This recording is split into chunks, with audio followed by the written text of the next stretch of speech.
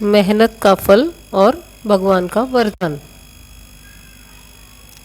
कई साल पहले आनंदपुर नाम के एक गांव में पुरुषोत्तम और सोहम नाम के दो पड़ोसी रहते थे। पुरुषोत्तम अपने खेतों में मूंगफली उगाया करता था और के पास कोई खेत नहीं थे, इसीलिए वह बांस की टोकरियां बनाने का काम करता था। पुरुषोत्तम रोज मंदिर जाकर पूजा करता और अक्सर दान धर्म करता रहता था।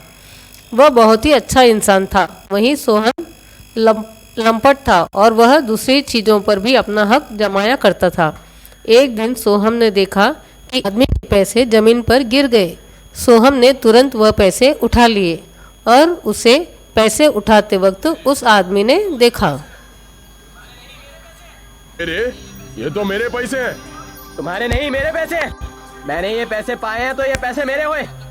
अरे पर मेरे पैसे गिरे हैं। तुम्हारे पैसे गिर गए मतलब तुम्हारा नुकसान, और मुझे पैसे मिले मतलब मेरा फायदा। अब ज्यादा चिल्लाओ मत और चलते बनो, समझे? यहाँ खेत में पुरुषोत्तम दिन भर मेहनत करता था। एक दिन भगवान उसकी अच्छाई से प्रसन्न होकर प्रकट हुए। हे प्रभु, मेरा जीवन धन्य हो गया। प्रभु उठो पुत्र, मैं तुम्हारी अच्छाई से प्रसन्न हूँ। मांगो वत्स, तुम्हें क्या मांगना है? पुरुषोत्तम भगवान से कहता है, आज तक मैं गरीब हूँ, आप मुझ पर कृपा कर मेरी जिंदगी संवार दे। और भगवान उसे आशीर्वाद देकर गायब हो जाते हैं। पर इस बात से पुरुषोत्तम अनजान था कि भगवान ने उसकी फसल पर ही कृपा की है। पुरुषोत्तम अपने घर पहुंचा और यहाँ अपनी सारी बातें अपनी पत्नी को बताता है और उसे कहता है, पूरी जिंदगी मुझे कोई काम करने की जरूरत नहीं, भगवान ने मुझे वरदान दिया है। पर पत्नी कहती है, भगवान का वरदान किस रूप में मिलेगा? पुरुषोत्तम कहता है, वह पता नहीं, पर उस वरदान से हमारी जिंदगी संवर जाएगी। पुरुषोत्तम जागते हुए सपने देखने लगा कि उसे बहुत सारा धन मिल रहा है। एक दिन बीत गया। अगले दिन सुबह पुरुषोत्तम की पत्नी बाहर आती है और यह देखकर परेशान हो जाती है कि एक दिन में फसल इतनी बड़ी कैसे हो गई। फसल को देखकर कहती है, एक ही रात में फसल इतनी बड़ी कैसे हो गई। और वह अपने पति को बुलाती है और अपने पति से कहती है कि अपनी फसल की कटाई का वक्त आ गया है, उसकी कटाई कर लीजिए। यह सुनकर उसका पति कहता है, अरे भाग्यवान, अब मुझे कोई काम करने की जरूरत नहीं है, भगवान खुद अपनी कृपा मुझ पर करेंगे, भगवान ने वरदान दिया है। यह बात सुनकर सोहम हंसने लगा। पुरुषोत्तम की पत्नी पुरुषोत्तम से कहती है, लेकिन अगर यह फसल नहीं काटे तो सारी फसल खराब हो जाएगी। पुरुषोत्तम कहता है, अरे अरे कुछ नहीं होगा भाग्यवान। पुरुषोत्तम की पत्नी परेशान होकर अपने खेत की तरफ देख रही थी।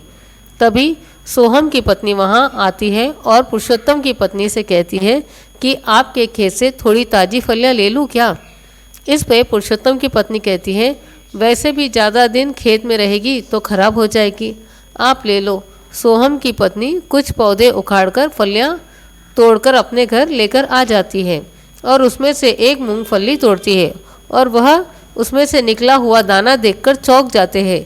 सुनहरे दाने वाली मूंगफली। सोहम जब मूंगफली देखता है तो खुशी से उछल पड़ता है और वह सोहम और अपनी उसकी पत्नी सारी फलियां तोड़कर देखते हैं। उसमें सभी के दाने में सोने निकलते हैं। सोहम समझ जाता है पूरे खेत में सोने की मूंगफलियां हैं और उसके दिमाग में एक योजना बनाई। और कुछ देर बाद सोहम और उसकी पत्नी पुरुषोत्तम के पास जाते हैं और पुरुषोत्तम से कहते हैं, भैया आपके खेत की फसल की कटाई हम लोग कर देंगे और बाजार में फसल बेचकर आपके पैसे आपको दे देंगे। यह बात सुनकर पुरुषोत्तम बड़ा खुश होता है। सोचता है, अपने तो कोई मेहनत करना नहीं, फोकट में काम हो जाएगा, और सोहम से हाँ कह देता है। सोहम कहता है, आपको कुछ काम करने की ज़रूरत नहीं है, मैं और मेरी पत्नी सारा काम कर लेंगे और आपके पैसे आपको दे देंगे। सो हमने पुरुषोत्तम को कुछ पैसे दे दिए। उसके बाद सोहम और उसकी पत्नी ने मिलकर सारी फसल की कटाई कर ली और मूंगफली का सारा सोना निकालकर बोरियों में भरकर रख देते हैं। सोहम अपनी पत्नी से कहता है, उस पागल को पता नहीं कि उसकी खेत में मूंगफलियां सोने की है, अब हम पैसे वाले हो जाएंगे।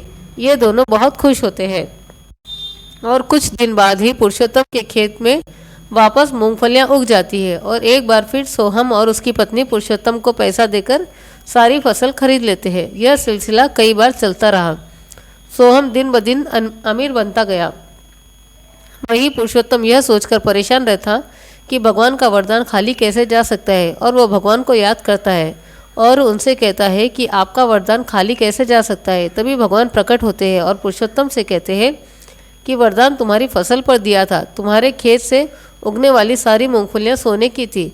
तुम्हें बेवकूफ़ बनाकर वह तुम्हारा पड़ोसी सारी सोने की मूंगफलियां जमा कर रहा है। यह सुनकर पुरुषोत्तम सोहम पर बहुत गुस्से में आता है और भगवान से कहता है, रुको, मैं अभी उसको मजा चखाता हूँ। भगवान पुरुषोत्तम से कहते हैं, तुम्हें कुछ करने की ज़रूरत नहीं, उसको जो भी दंड देना है मैं दे दूंगा, और तुमने अपना वरदान खुद बर्बाद किया है आलस की वजह से।